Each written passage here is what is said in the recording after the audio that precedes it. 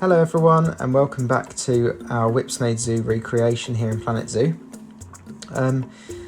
Today we're going to do something a little bit different. So as you will know if you've watched the last few episodes, we've been focusing on this area down here, which is our common and pygmy hippo bit and our cheetahs. So instead of carrying on doing other bits around here, I thought we'd have a little bit of a change and we will go over to the other side of the zoo over here to this enclosure that's laid out already. So this is our enclosure for African hunting dogs here.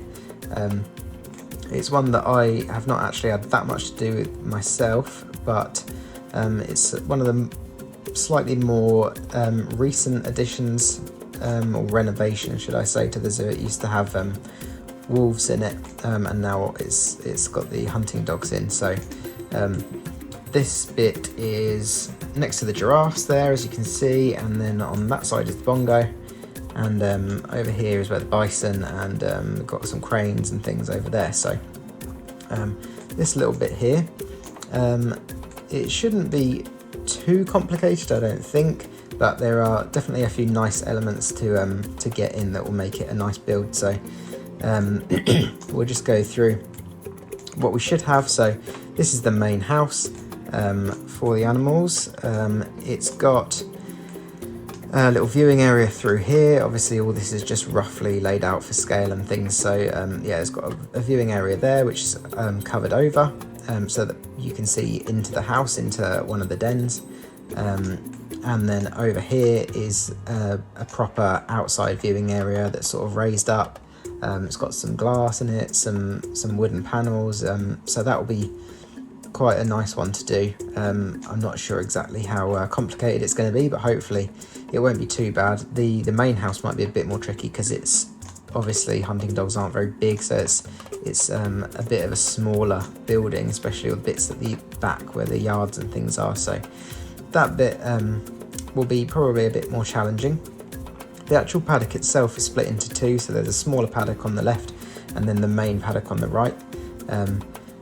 There's quite a lot of planting and stuff. At the front is more grassy, but then at the back, especially down in this corner here, is quite a lot of big trees and sort of more wooded area. This whole bit at the back between the bongo and the dogs is a big wood. So yeah, that bit should be quite nice. There's a little viewing, a shelter for the animals, and then this side's a bit more plain, more just as a holding area if needs be, and just as an extra little area for them. The path itself, it will probably slope up a bit, and then there's a big ditch here, so that you can kind of see over the fence a bit more, so that the terrain again might feature a bit more in this one as a bit more of a main feature. But one of the other main bits here, there's quite a lot of nicer interpretation and a bit more art and things around in this one. So there's a few quite nice bits of sort of mosaic on the fence that are mosaics of the dogs themselves. So I have actually already done them. I've spent a little bit of time earlier building them, and I think they look quite nice actually. They're not going to fit as nicely as I'd want them to, because I wanted them to be a bit smaller. So I've used bits that have to be a bit sort of deeper in terms of where they go through the fence, rather than using flatter pieces that make the actual mosaics themselves quite big. So yeah, they are all made, and I think they will really make it look like a nice feature there. And then in terms of the rest of it, all the sort of bits in between, I'm not sure how much of that I'll do. The sort of landscaping between the giraffes, and then doing all the planting and stuff, because there's a lot of planting and things like that to put in this whole area around here. So I'll focus as much as I can on the actual exhibit itself, and then see what else I can do around the outside. So I will, as always, put some pictures in, some map views if I can get some, and then I will see you when it's all finished.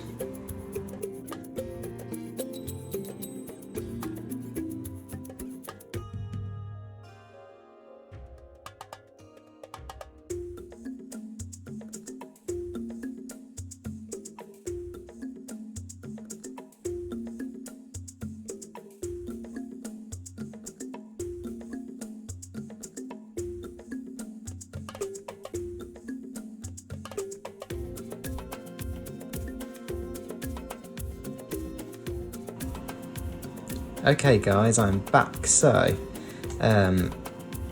quite a lot has changed. I've done a bit more than I thought I'd be able to do, which is quite nice. So we'll have a little tour through the enclosure. So this is the start. So this is next to the giraffe house here, which obviously still needs a lot of finishing up. We've got the entrance to the actual enclosure area itself. So one of the biggest things, as I said before, was the mosaics. So these are my my African hunting dog mosaics.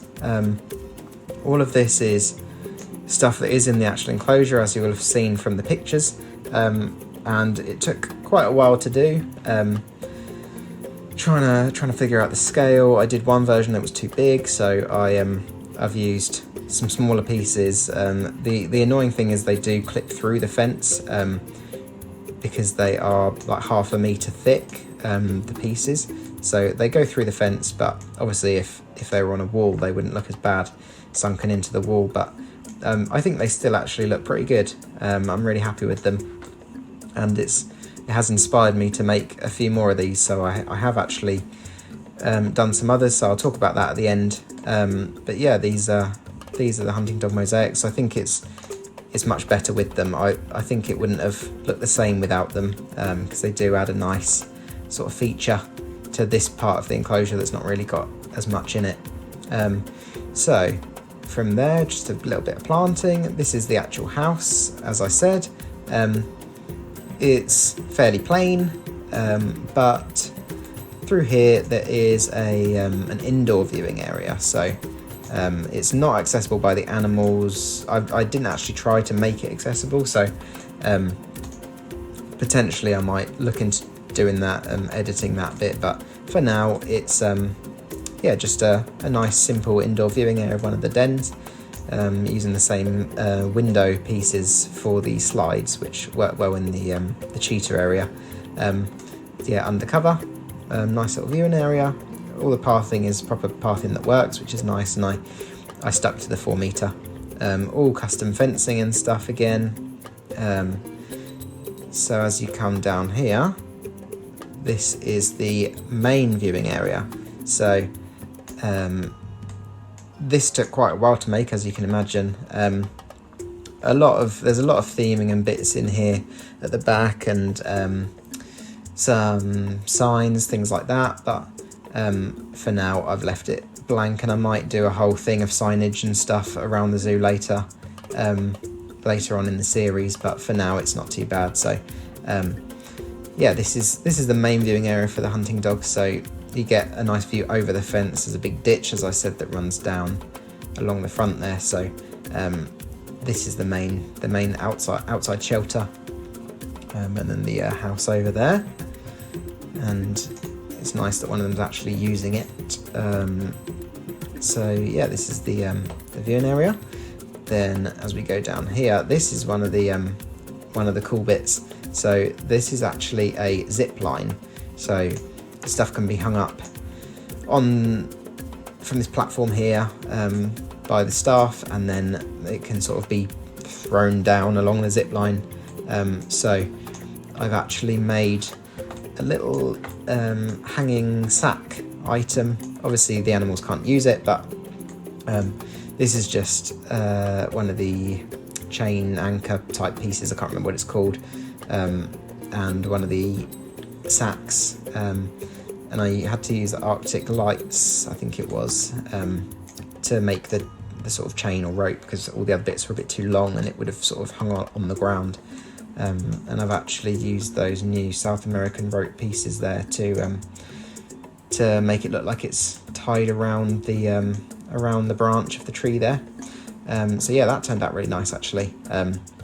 It's a shame that we don't have anything like a special effect type thing almost, where you could just have like a focus point, an animal focus point or something, so that they could go up and actually interact with something, just sort of sniff it or sort of make noises at it and stuff like that, or just look at it specifically. I think that'd be quite cool for anything custom that we've made like this, if the dogs actually walked up to it and sniffed it and things. So yeah, continuing down this way, we've got this sort of hedgerow area along the side, which is quite nice, and yeah, provides a bit of screening and a bit more of a closed feeling rather than just big wide open spaces. And then this bit down at the back is all the sort of woodland area for the dogs within the enclosure, which is nice. It provides a nice bit of cover and everything. I left the planting fairly basic because I could easily have just put loads and loads of plants, and I didn't really want to keep loads of plants, and because I've got a big area at the back there which you can kind of see a glimpse of, which took a lot of planting. So just a few nettles and some of the long grass and stuff in here, just to give it a bit of a covered vibe. Some logs and things, tree stumps. Then that continues just around the side there, and then it stops towards the back, and then just the odd few trees and bits there. This is the actual shelter itself, all on a mound, sort of built into a mound, so it was worked out quite nicely with the rocks on the side and the actual lining of the shelter itself with the wooden panels. From the back here, this is just the simple yard area that I made. As I said, it's quite small areas, so it's hard to go into too much detail, and things won't quite line up there. But yeah, in general, use the same method with the window covers. Yeah, the rest of this smaller paddock's quite nice. Bit of planting at the back, a couple of logs and bits, and then you can see from the inside the mosaics as well.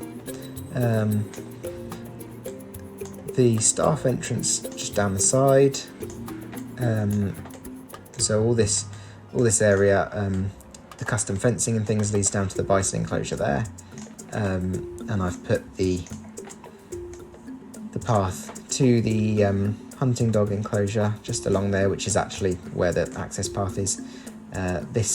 All this bit will be edited as well when I do some of the other stuff around here, but I just kind of wanted to get the main bits around the enclosure sorted before any further developments carry on. So then that is the basics of the actual enclosure itself. I think it actually looks really nice from here actually. It's, like I said, got quite a few nice little features in it. The woodland area is nice, bit of planting and stuff, breaks it up a lot, and the viewing areas I think have turned out quite well, and this sort of area, all the planted bits, just same with the cheetahs, the back of the cheetahs, I think it just brings it all to life a bit more rather than having just kind of blank openness there. So yeah, so after I did all that, I had some time to play with, and I thought I'm going to have a crack at doing the stuff at the back. So this is one of the main features actually at Whipsnade. We've got really nice bluebell woodland. So like the whole floor really is carpeted with these bluebells, and obviously all the trees and things. So I wanted to try and find a way that I could make that work in the game.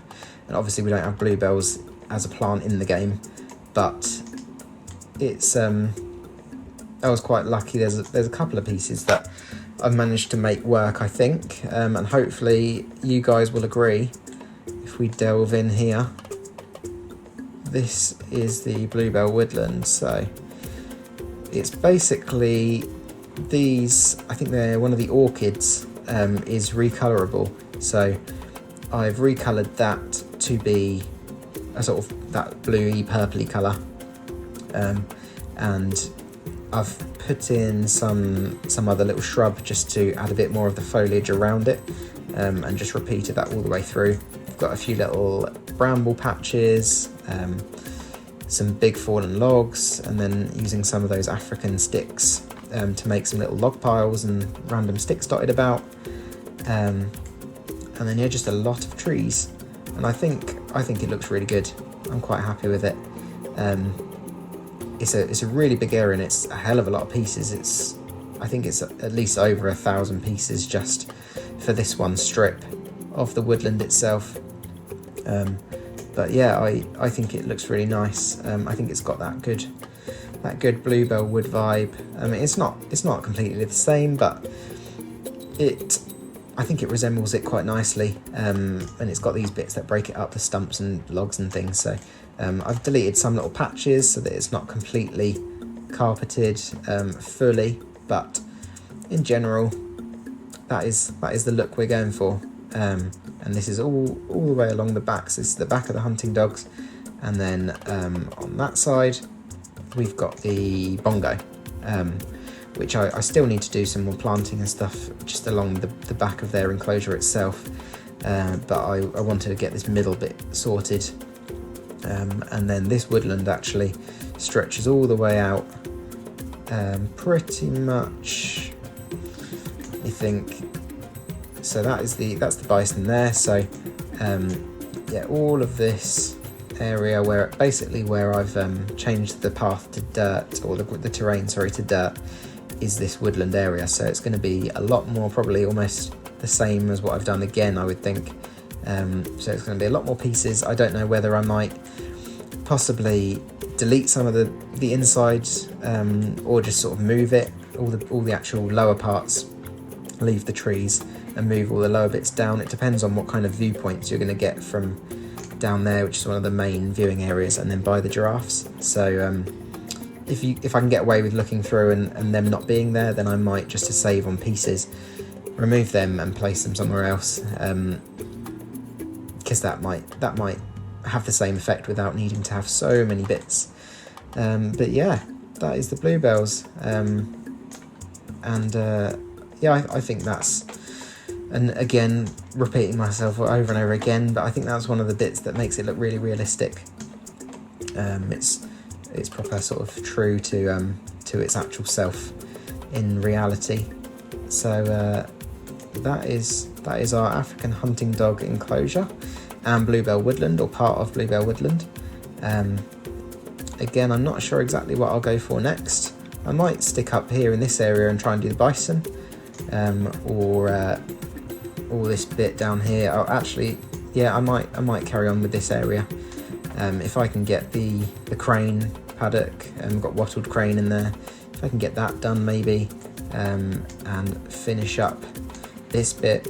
I'm still leaving this giraffe area until I can help going back to it, because I can't bear the thought of having to carry on with it because it was so complicated, but I will get to it eventually. There's also all this sort of bit, there's a lot of just finishing touches that need doing in this area, really. Little bits like the giraffes, planting, sorting out pathways. There's a couple of little bits of more fencing and things that need to go in around these areas, some little plantation type pieces. So yeah, there's a lot to be doing in this area too. So yeah, before I end up with the cinematic shots as I normally do, I thought I would just go into a little bit about the mosaic stuff that I mentioned earlier and what I've been doing with that. Okay, so as I said, I was inspired by these African hunting dog mosaics that I made for this enclosure to make some more. I think they look really cool, and there's quite a few animals in the game that aren't really represented by any of the actual artwork or the sculptures and things like that.